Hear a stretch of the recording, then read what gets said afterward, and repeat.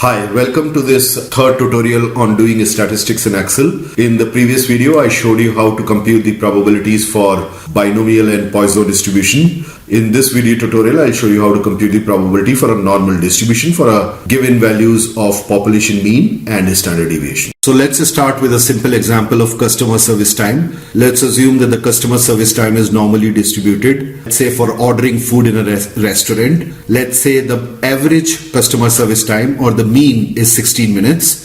Let's say standard deviation is equal to 2 minutes. With these two parameters, we can quantify normal probabilities. So for example, in panel B, we can identify how many orders are going to be fulfilled within 16 minutes. In panel C, for example, we can identify how many orders out of 100 are going to be fulfilled within 13 minutes.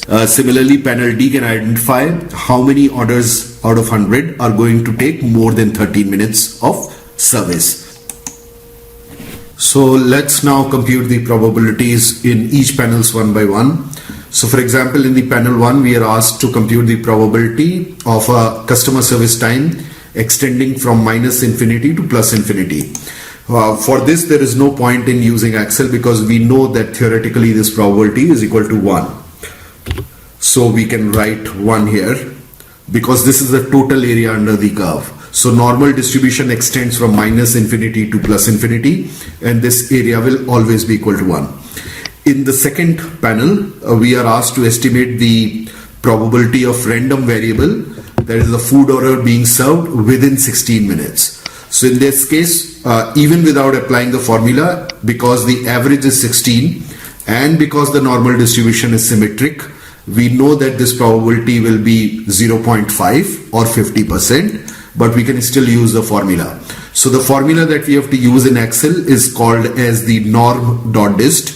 So let's go to the formula wizard here and let's try to insert the function norm.dist. Just press go here. So this formula dialog box actually emerges, and let's write the value of x here, which is 16.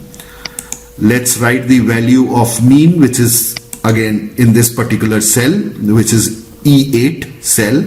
Let's put up a dollar sign here because even if we want to copy, then this can easily be done. So let's put the dollar sign here. And standard deviation is again in cell E9. Let's again put the dollar sign here. And cumulative is to be put as true because we want the probabilities from minus infinity up to that point of value of random variable x. And you see that we got the area as 0.5, which we already said that because it's the entire area up to the mean and mean occurs in the center, because normal distribution is symmetric, we expected this to be 0.5. Now all that we have to do is we just have to drag this formula.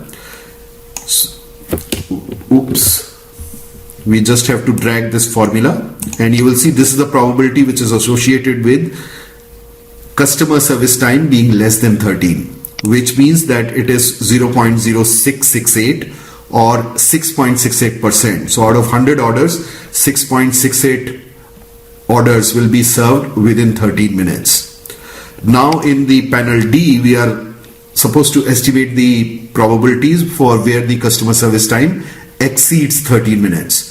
So because the total area is 1, we can simply subtract where the order service time is less than 30 minutes. So this is easy to compute. We can write 1 minus this, and we have got all these 4 probabilities for panel A, B, C and D. Remember, we are using the formula norm.dist.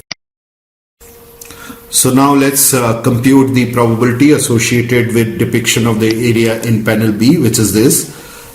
So basically we have to compute how many orders were served within 13 to 18 minutes.